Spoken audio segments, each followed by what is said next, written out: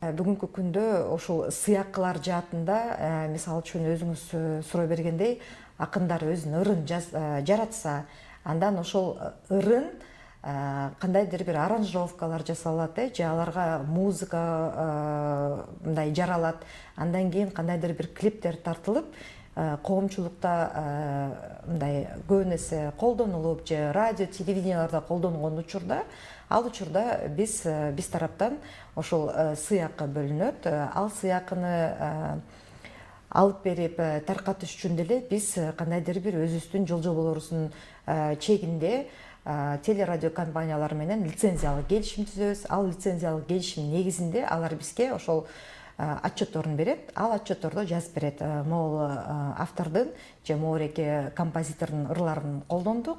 Ошол ырларды биздин радиобузда же биздин телевидениябызда же биздин концертибизде могуреки аткаруучу аткарды дегендечи.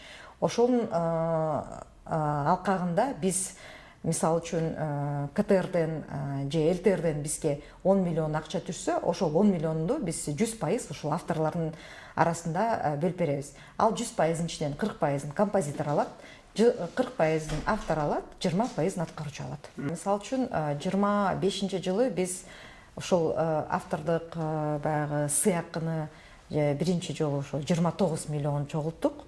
2-3 жыл мурда ошол саныбыз 10 миллионду деле түзүп атканда, демек бул биз бүгүнкү күндө биздин ошол экономикабыздын өскөнүн көрсөтүп атат. Биздин рынок деле ошол бүгүнкү күндө креативдик сектордо болобу, баягы бизнес сектордо, жанагы товардык белгилерди айтып кеттим, жалпысынан улуттук жолжоболор менен 2000 болсо, эл аралык жолжоболор менен 3300 өтүнмө болсо, демек жалпысынан 5000ден ашуун өтүнмөнү түзүп атат да.